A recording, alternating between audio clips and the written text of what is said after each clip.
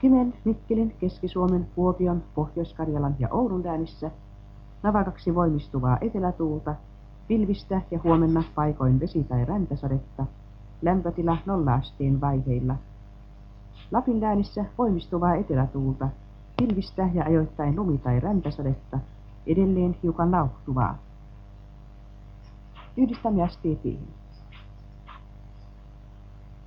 Suomen tietotoimiston uutisia.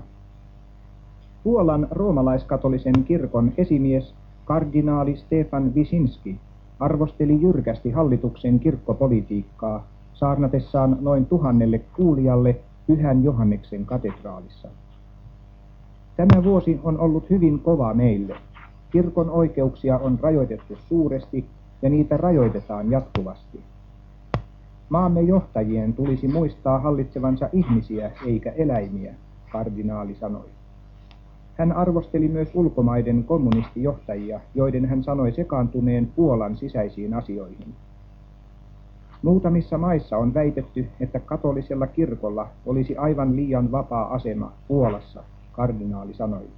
Se on kuitenkin meidän asiamme, suvereenisen ja katolisen Puolan oma asia.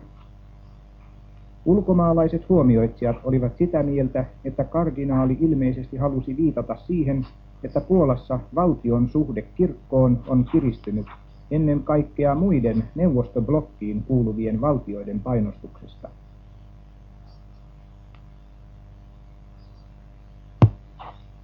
Puhuessaan tänään Jugoslavian parlamentissa presidentti Tito sanoi äskettäin Moskovassa pidetyn kommunistisen huippukokouksen koettaneen särkeä Jugoslavian kansan yhtenäisyyttä.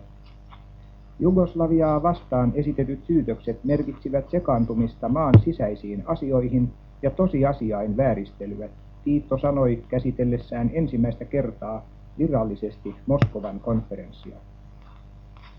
Hän lisäsi Jugoslavian olevan samaa mieltä sosialististen maiden kanssa useimmissa kansainvälisissä kysymyksissä, esimerkiksi kolonialismin poistamisessa ja täydellisessä aseista riisunnassa. Tito moitti suuria länsivaltoja siitä, etteivät ne ole todella ponnistelleet saadakseen aikaan yhteyden toiseen puoleen. Hän syytti näitä valtoja myös itsekkyydestä ja omien etujen ajamisesta.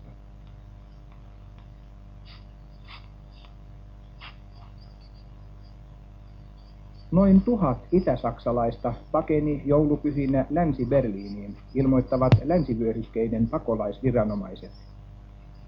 Itä-berliiniläinen lehti Berliner Zeitung puolestaan kertoo, että noin 1000 länsisaksalaista on saapunut Itä-Saksaan viimeksi kuluneen viikon aikana. –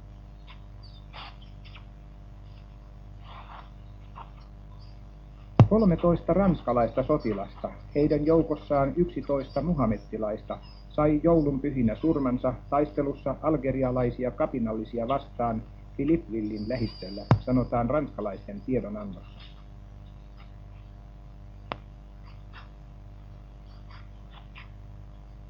Paul Mitte, jota pidettiin USA:n uutena ulkoministeriehdokkaana, nimitettiin apulaispuolustusministeriksi kansainvälisissä kysymyksissä.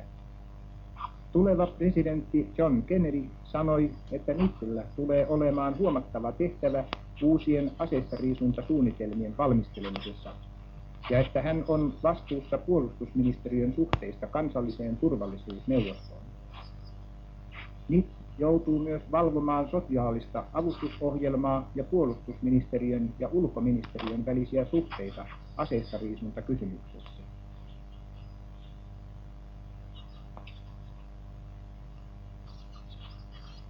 Tanskalainen pelastusalus Bien auttoi tapaninpäivänä irti lauantaina Amazerin eteläkärjessä Karille ajaneen suomalaisen moottorialuksen Kangasalan. Kangasala oli matkalla hiililastissa Stettinistä Göteborgiin ja se hinataan nyt Kööpenhaminaan sukeltajien tarkastettavaksi ennen kuin sen voi jatkaa matkansa Göteborgiin.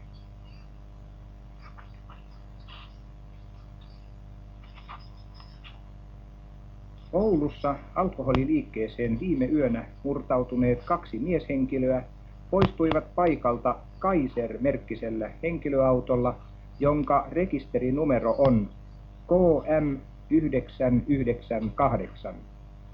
Henkilöitä, jotka tietävät jotakin tästä autosta ja sen liikkumisista, pyydetään ilmoittamaan asiasta lähimmälle poliisiviranomaiselle.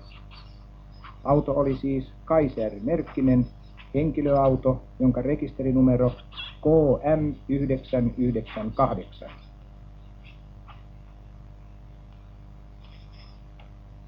Ja lopuksi urheilua. Jääpalloilun mestaruussarjassa koettiin pari yllätyksellistä tasatulosta. Sarjatulokas Lappeenrannan Työväen Palloilijat päätyivät tasatulokseen 2-2, Varkauden Pallo 35 vastaan. Vaasan Palloseura riisti myöskin pisteen Oulun Palloseuralta, joka oli viimevuotinen jääpallomestarimme. Vaasassa suoritetussa ottelussa numerot päätyivät 3-3. Oulussa Oulun luistinseura Lappeenrannan Veiterä suorittivat ottelun, jossa Veiterä voitti maalein 2-0 ja Veitsiluodossa vastus Helsingin IFK 1-1 tasatulos. Australiasta tiedoitetaan, että Australia on ottanut 2-0 johdon verkkopalloilun Davis Cupin loppuottelussa Italiaa vastaan. Tänään suoritetuissa ensimmäisissä otteluissa Fraser voitti Sirolan eräluvuin 4-6, 6-3, 6-3 ja 6-3. Ja toisessa ottelussa Lever voitti Pietrangelin 3 erässä luvuin 8-6, 6-4 ja 6-3. Lähetys Suomen tietotoimistosta päättyy tähän.